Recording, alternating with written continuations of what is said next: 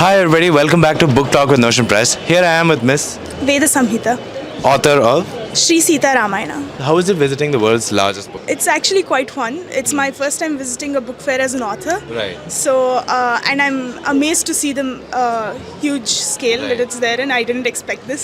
So, Right. it's quite fun. What is something about your book that stands out in its theme or genre? So, Ramayana is a story that everyone knows. So it's something that everyone is familiar with. But I think what makes my book unique is the fact that it's written as poetry, Okay. and it's written in a very simple style. Right.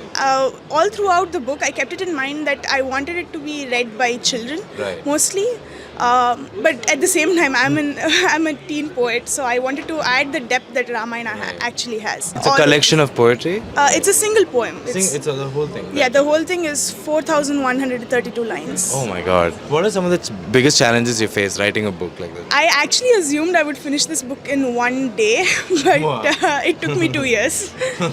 And I started this out as a very immature writer. I was in 8th grade, Right. and I finished it in my 10th. Right. So the challenges that I faced was I grew as a poet as Right. as I wrote this book. So I could. So when I was revisiting it to edit it, I could see that my poetry had developed through the. Right. If you had to give one piece of advice to our community of writers, what would that be? Never be scared of writing. There are times where there are concepts that you might think they're hard to put through in words, but just write them, and that's how you'll develop as an author. That's wonderful. Thank you so much for sharing your experience with us. Have a wonderful book fair. Thank you. Thank you.